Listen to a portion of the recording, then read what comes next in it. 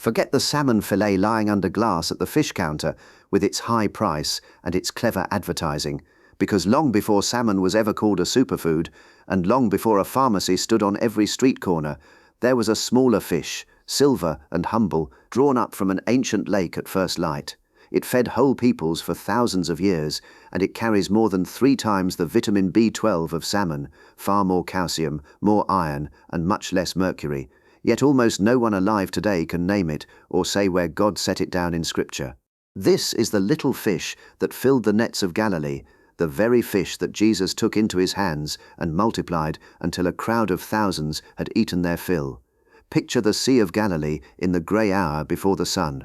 The air is cool and the water lies flat and still, a low mist resting on the surface like breath on a cold morning, and a wooden boat rocks gently against a stone dock, while men coil their wet nets by hand and wait for the first light to show them the water. In the year 1986, a hard drought pulled the waterline of that same lake far back from its familiar edge, laying bare stretches of mud that had been hidden for lifetimes. Along the northwest shore, near Kibbutz Ginosar, 2 brothers walking that exposed ground caught sight of an outline pressed into the mud beneath their feet, the shape of a boat.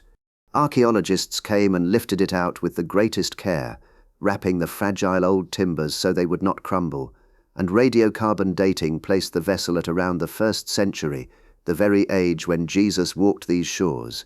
It was a real fishing boat, a working craft of plain cedar and oak, patched and mended many times over its life, and it had rested in the mud for some 2,000 years. Its planks stretched about 26 feet from bow to stern and some 7.5 feet across, room enough for a crew and their catch. You can stand before it today at the Galilean Museum in Ginosar. It is no relic of kings and no treasure of gold. It is the ordinary tool of ordinary men who rose in the dark and rowed out onto the water to feed their families. For the people who lived along this lake, fishing was never sport and never idle leisure. It was survival itself, plain and hard. Every net cast before dawn stood between a family and an empty table, and the water was the great provider of the whole region, the surest source of protein for people who could not always trust the land to give up its grain. A good night on the lake meant food to eat and fish to sell and fish to salt away against leaner days. A bad night meant hunger and worry. They worked chiefly by darkness, when the shoals rose toward the surface, some casting a small round net by hand from the shallows, others dragging a long drag net between 2 boats, and still others weighting a wide net so it would sink and trap the fish as it was drawn closed. These were practical people, weathered and patient, who knew the moods of the lake and the habits of each fish the way a gardener knows the temper of his own soil, and upon what swam beneath that surface they built an entire way of life. My name is Brother Benedict, and for 40 years I have studied the plain foods our forebears drew from lake and field, so if that is the sort of thing you want more of, consider subscribing. It's free, and you can always change your mind later. So let me carry you back to that lake, and to the one man who spent a whole lifetime learning its fish, because before you can understand what fed Galilee, you must first learn to tell one fish from another. The Galilean fisherman and scholar Mendel Nun spent some 50 years on these shores, mending his nets and reading the old records and watching the water in every season, and in 1993 he set down what he had learned in the pages of Biblical Archaeology Review. He described 3 main families of fish in the lake. The first he called the musht, a group of broad, flat-bodied fish that move together in shoals, and chief among them the one with a long comb-shaped fin running along its back, the fish that pilgrims have called St. Peter's fish for many centuries, a tilapia, the scholar's name Cerathorodon galileus. The second family were the binni, the barbels, carp-like fish that wear little feelers, called barbels, at the corners of their mouths, prized on the table and often served at feasts and holy days. And the third, the smallest of all, and by far the most plentiful, was a tiny silver fish hauled up by the tens of thousands every single night, the Kinneret sardine, known to science as Acanthobrama terrasanctae. This little fish was neither rare nor grand. It was so common and so small that a child could carry 2 of them in a basket alongside 5 loaves of barley bread, and yet it was the very backbone of the Galilean economy. Caught in enormous numbers when the shoals ran thick, it was salted and pickled in clay jars and shipped out across the region, carried far inland to feed people who had never once seen the lake. The town where the fish were cured and packed bore the Greek name Tarike, which means the place of the salting of fish. You know that town by another name, Magdala, the home of Mary Magdalene, and the historian Josephus recorded that 230 boats worked the water out of that single harbour. Your own grandmother, if she grew up in the Philippines or along the coast of West Africa or on an island in the Caribbean, very likely knew a fish much like this one and ate it whole, head and bones and all, and it kept her strong and clear-eyed well into her old age. The fish is the sardine, the Kinneret sardine of the Sea of Galilee, and its larger companion is the musht, the tilapia, that the people of the lake have called St. Peter's fish down through the ages. Open the Gospel of Matthew, the 14th chapter, verses 17 through 21, and you will find a boy who brings forward 5 loaves and 2 small fish, and from that little offering 5,000 men, besides women and children, are fed until they are satisfied. Scholars at Associates for Biblical Research, along with Mendel Nun himself, judge that those 2 small fish were almost certainly sardines, the everyday staple of Galilee, cheap and salted and always ready to hand. Turn a few pages on to Matthew, the 17th chapter and the 27th verse, and Jesus tells Peter to cast a hook into the lake, saying, the first fish he draws up will have a coin resting in its mouth, enough to pay the temple tax for them both. That fish was the musht, the tilapia, and here lies a small wonder. The musht is a mouth brooder, a fish that carries its own young, and sometimes small stones and stray objects, in its mouth to guard them, and it carries the name of Peter to this very day.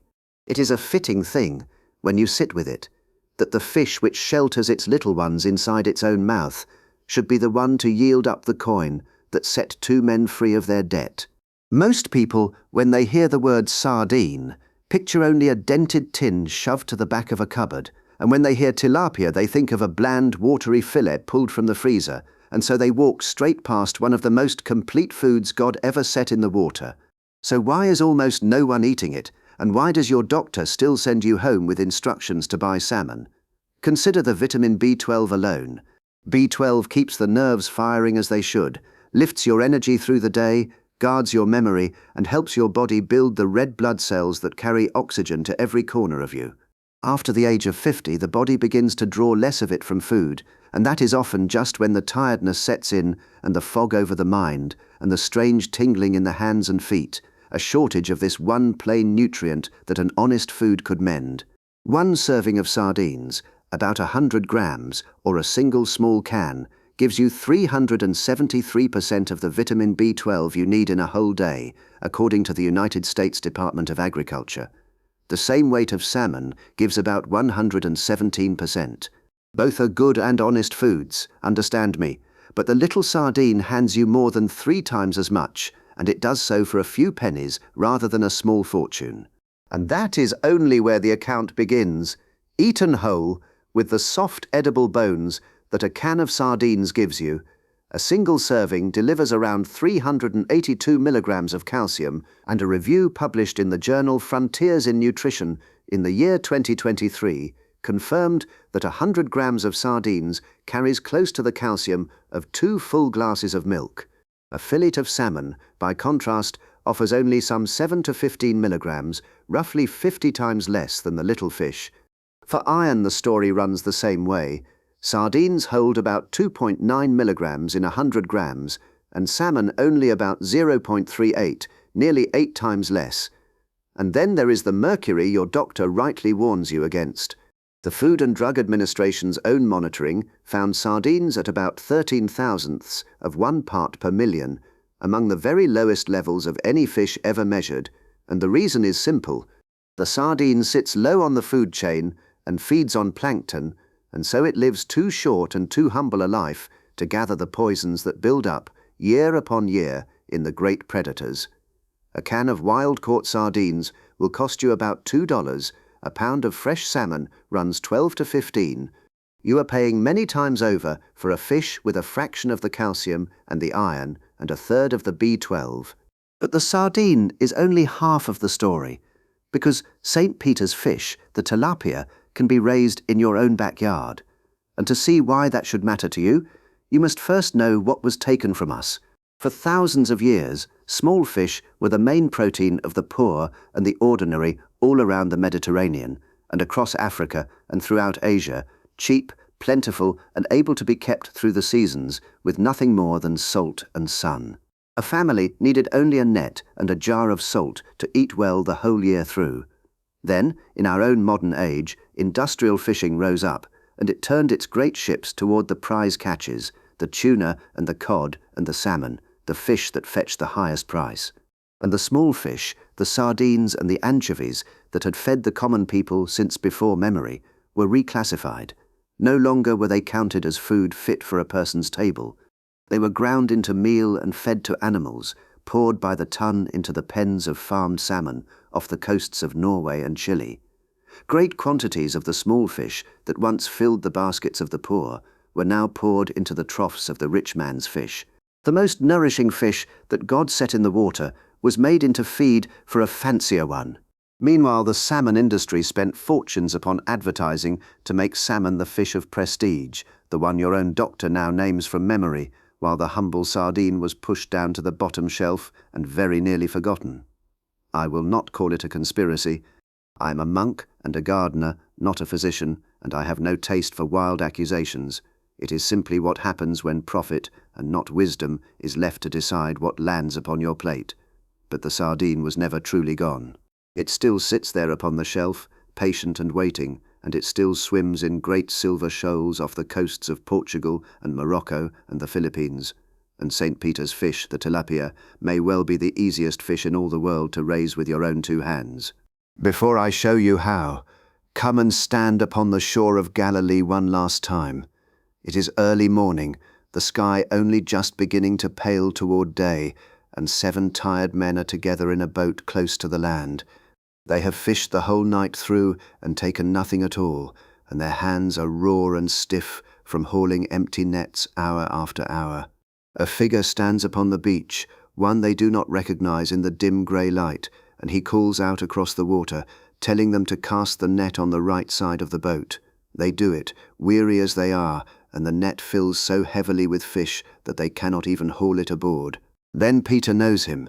He throws himself over the side into the water and swims hard for the shore, and there upon the sand, beside a small charcoal fire already burning, the risen Christ is cooking breakfast, fish laid across the glowing coals and bread warming on a flat stone at the edge.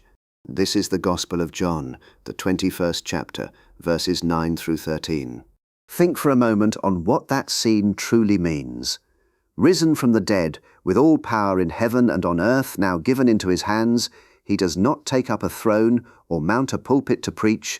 He kneels down by a fire on a beach and grills fish for his weary, frightened friends.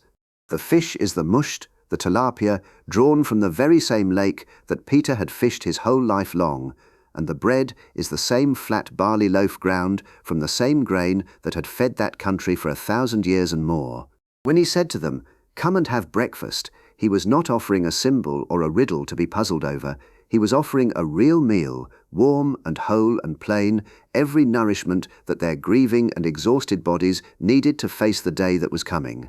Now let me give you the practical part. 3 simple ways to bring this ancient table into your own kitchen. Begin with the sardine, for all that you need is a can opener.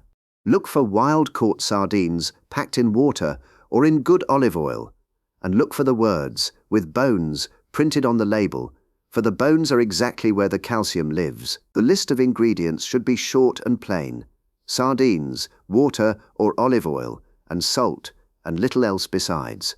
Steer clear of tins packed in soybean or vegetable oil, which is heavy in the omega-6 fats that work against the very omega-3 you are eating the fish to gain. And make no mistake, the sardine is a strong and generous source of those omega-3 fats, so let them work for you and not against you.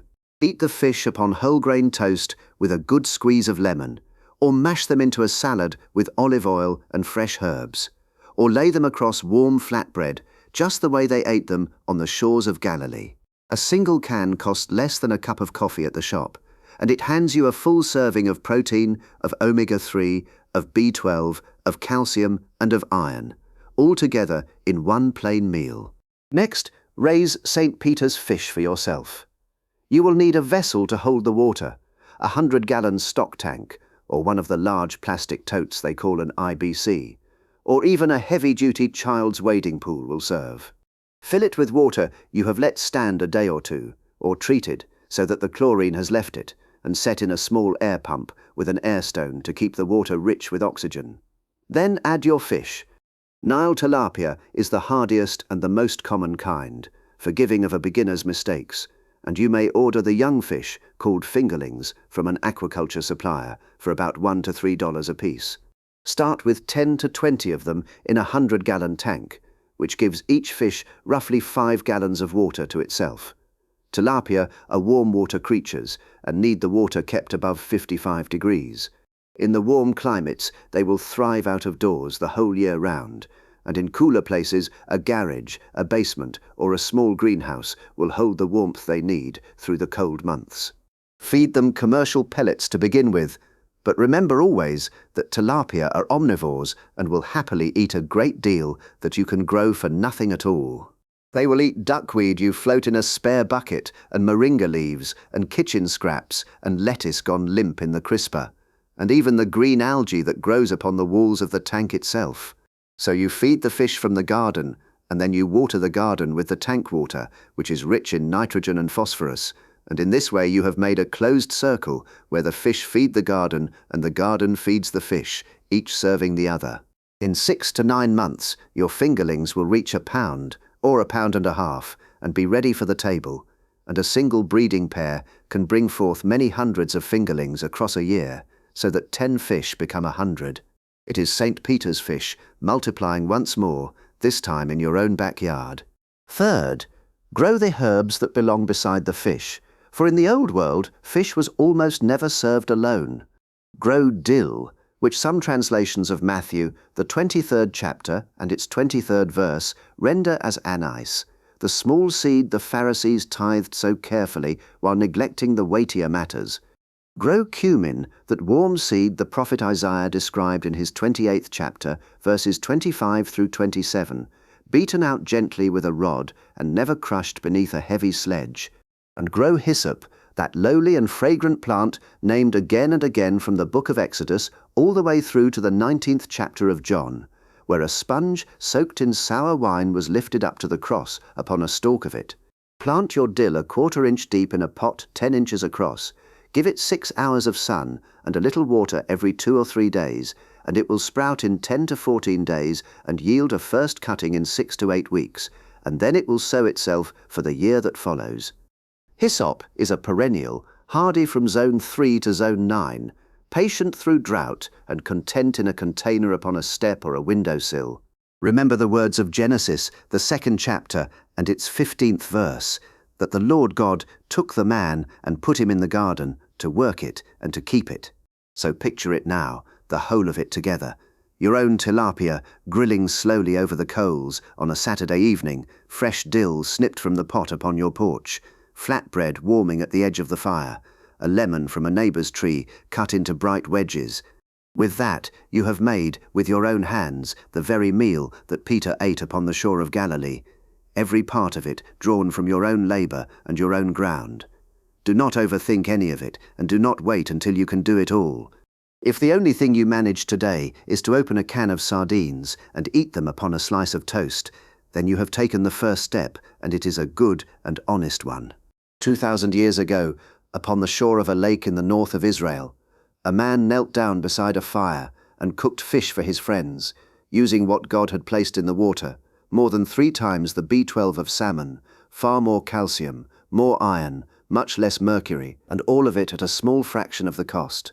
The same plain fish that was good enough for Jesus and for Peter and for the 5,000 upon the grass. It is still here, it is still swimming, and it is still waiting there upon the shelf for anyone with eyes to see it. The water is still full, the fish are still moving in their bright silver shoals, and the fire upon the beach is still warm. Go now and feed someone. And if these old words have fed you something worth the keeping, Then stay a while longer and walk this path with me. Tell me below about the plain foods your own family trusted and passed down, and if you would care to sit by this fire again, know that you are always welcome here.